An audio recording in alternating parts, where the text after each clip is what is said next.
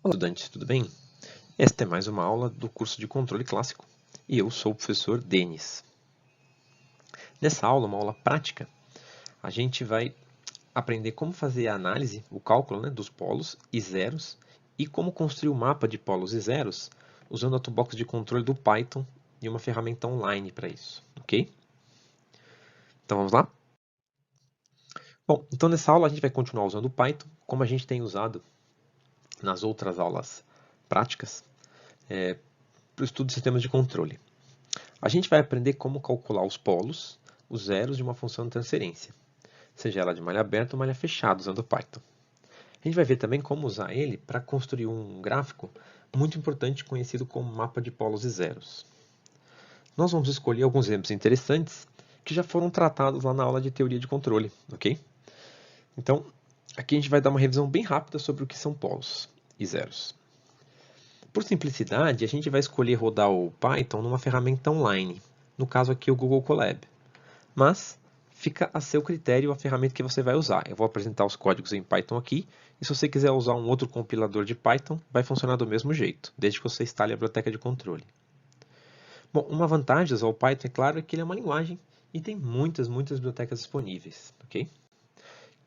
Além das de controle, tem inteligência artificial, banco de dados e assim por diante. Bom, então vamos lembrar rapidamente o que são polos e zeros.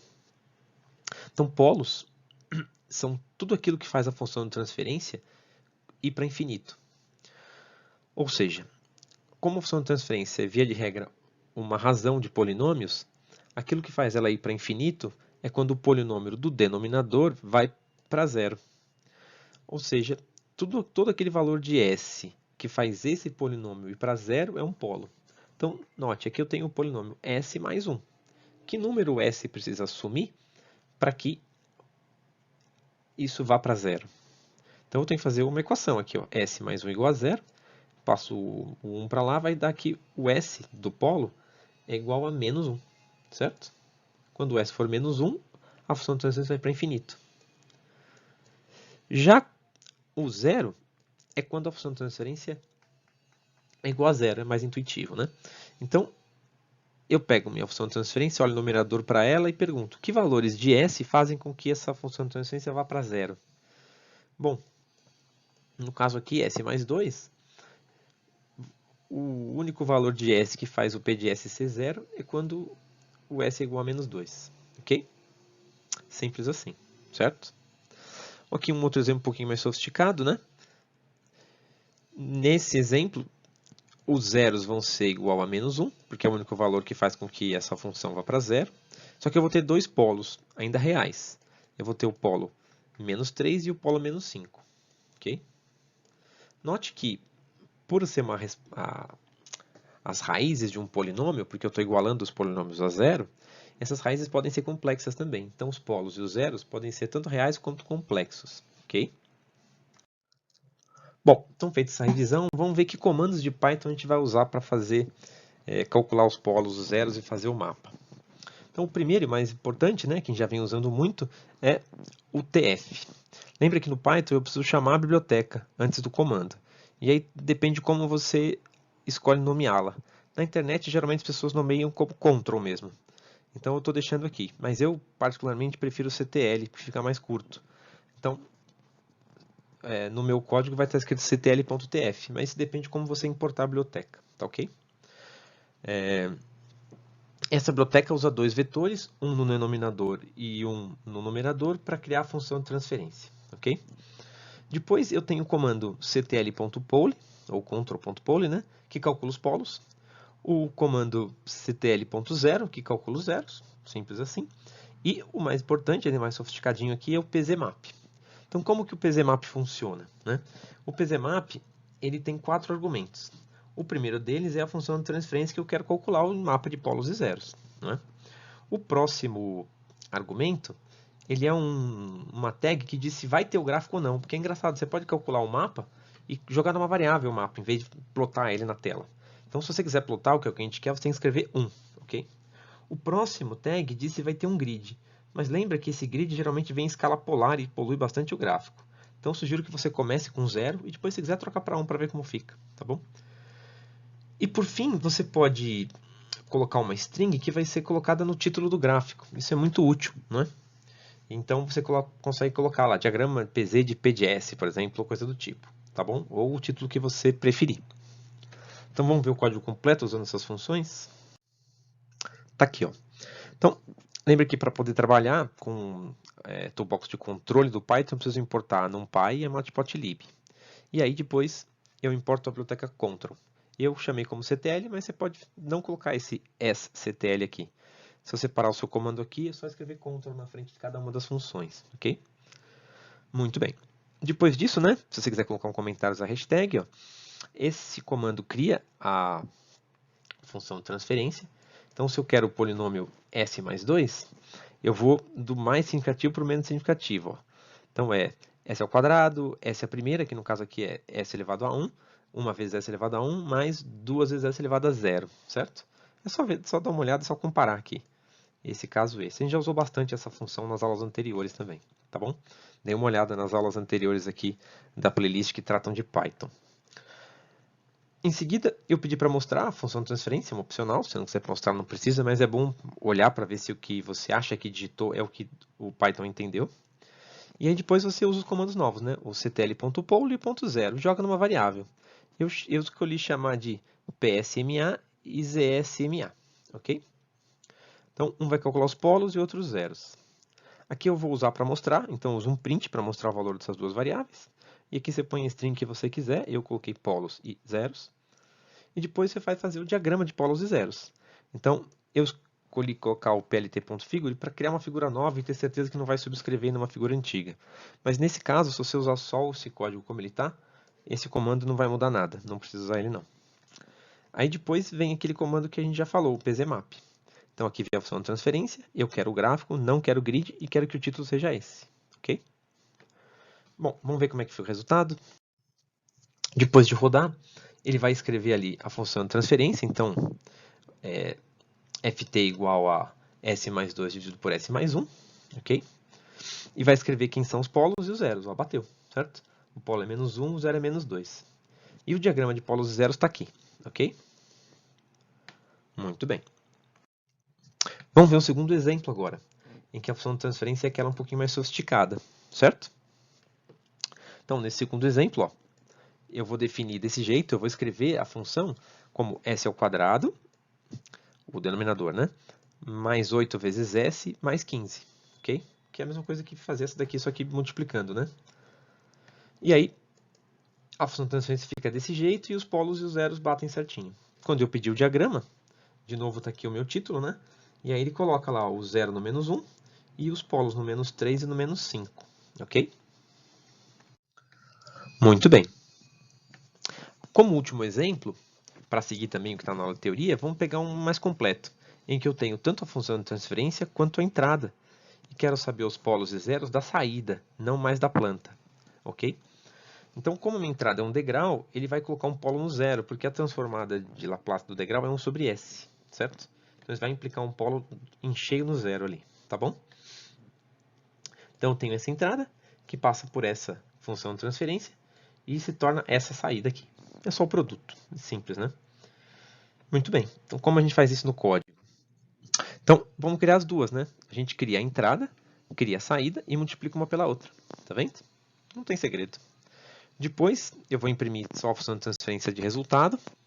Vou colocar aqui para calcular os polos e os zeros, vou mostrar os polos e zeros e vou pedir o diagrama, só que agora eu vou pedir o diagrama de C de S, tá bom? Que já é a saída, no caso. Se você quiser escrever diagrama de polos e zeros da saída, pode colocar, né? Talvez depois você use esse gráfico e ninguém vai saber quem é C de S. Depende de como você usar, tá bom? Então dá uma olhada, a função de transferência deu certo, mas é claro que ele vai escrever multiplicado, né?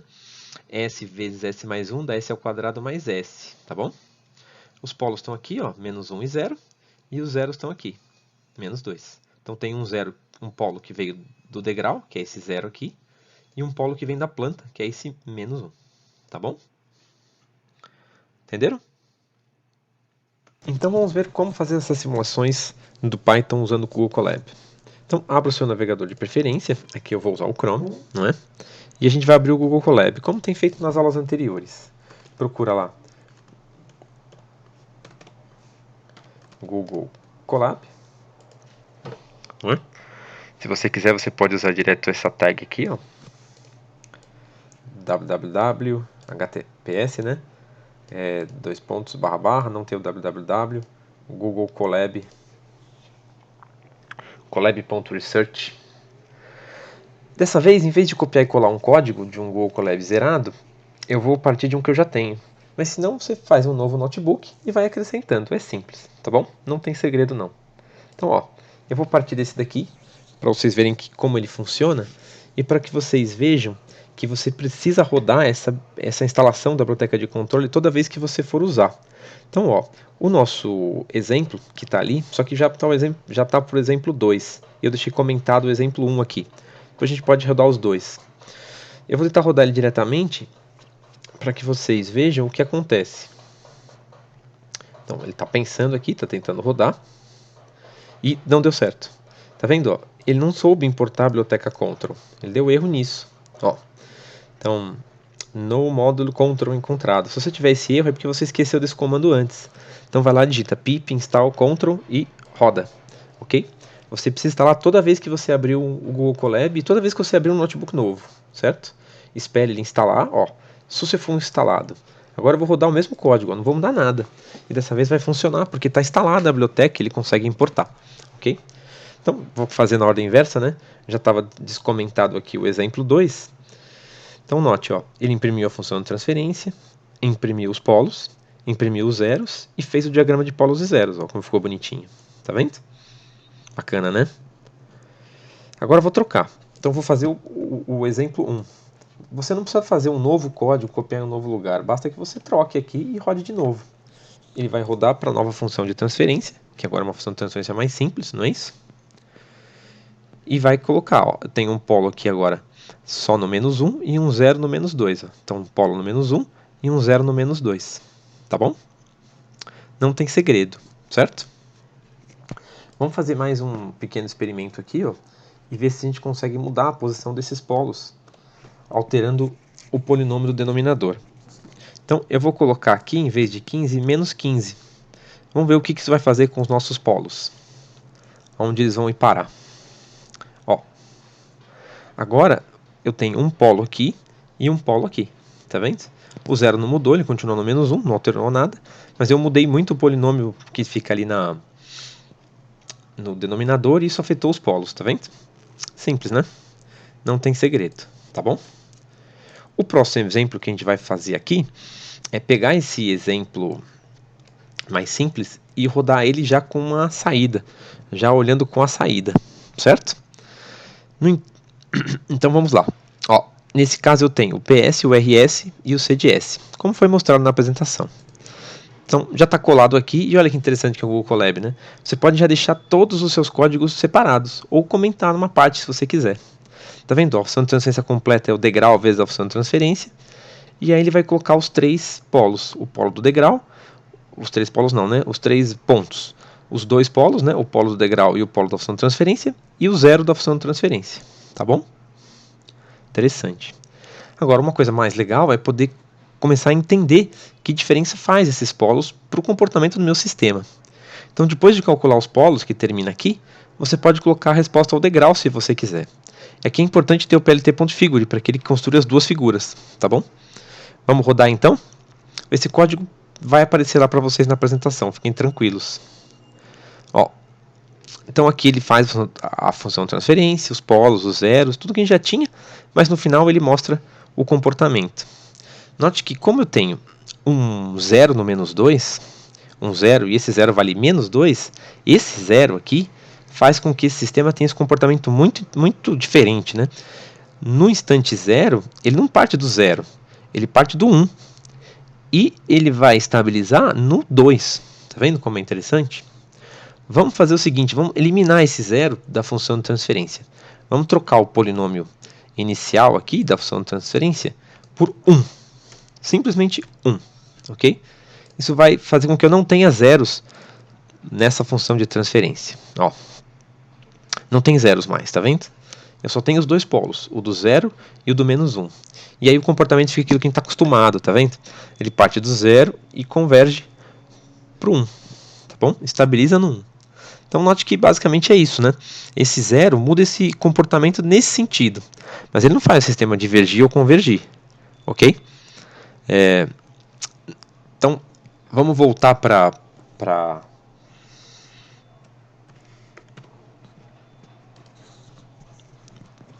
como eu tinha antes, né? Então, agora eu voltei a ter um 0 no menos 2 e tem esse comportamento engraçado. Percebe que o comportamento geral é dado pelos polos, não pelo 0. Mas o 0 desloca tudo, né? Isso não é uma regra, o 0 às vezes faz outras coisas, mas quem decide se o sistema converge ou não são os polos. Para mostrar isso, o que eu vou fazer? Eu vou trocar esse 1 por menos 1 aqui, ó. Agora, quando a gente rodar, esse polo não vai mais ter parte real negativa. Ele vai ter parte real positiva. Ó. O polo agora é 1 e não mais menos 1. Ele está aqui, ó, no 1. Aí dá uma olhada no que acontece com o sistema, tá vendo? O sistema parte e sobe, sobe, sobe, sobe, sobe, sobe, sobe, sobe, sobe até infinito, certo? O sistema deixou de ser estável. Ele não estabiliza nunca. O tempo passa e ele só cresce. Né? Se for um sistema real, ele bate em algum tipo de limitação. Pode explodir se for um sistema de pressão, mas se for um sistema térmico, ele derrete. Se for um sistema de posição, ele bate no fim de curso, esse tipo de coisa. Tá bom? Mas entenderam então como calcular o mapa de polos e zeros? E aqui tem uma pequena palhinha de como usar o mapa de polos e zeros para entender o comportamento do sistema. Tá bom? Eu vou voltar para o que a gente tinha no começo e vamos voltar para a apresentação. Bom, agora que vocês viram como rodar isso em Python, eu vou deixar 2 exercícios. O primeiro é para fazer a coisa mais simples. É para pegar esses exemplos aqui e encontrar quais são os polos e zeros. Você pode fazer direto da planta, mas eu sugiro que, se você quiser, faça já a planta vezes a entrada, a planta vezes um degrau, tá bom? Agora, depois que você fizer isso, o legal é começar a entender como os polos e os zeros afetam a dinâmica do sistema. Então vai lá e faz a resposta ao degrau desses sistemas, tá bom? E começa a olhar o que está acontecendo quando um polo vai para cá, um polo vai para lá, como a gente fez aqui, tá bom? Sugiro que você faça isso para esses casos. Esse aqui foi o que eu acabei de mostrar. E o código para resolver ele está aqui, tá bom? Então, aquele exemplo, já com a simulação para fazer a resposta ao degrau, é esse código aqui, tá bom? Lembra que ele está em 2 colunas, né? E eu não vou explicar esse pedaço todo aqui porque ele já está explicado nas aulas anteriores. Então eu convido você a ir nas aulas anteriores, que é nelas que eu mostro passo a passo como a gente fez para construir esse pedaço de código e gerar a resposta ao degrau, ok? Bom, então era isso que a gente tinha para ver na aula de hoje. Eu espero que tenha ficado claro como usar o Python e uma ferramenta online para produzir o mapa de polos e zeros e calcular de fato os polos e os zeros de uma função de transferência, seja ela da planta, da saída, ou se você colocar uma função de transferência já completa de malha fechada, vai fazer também, tá bom? Até mais e bons estudos!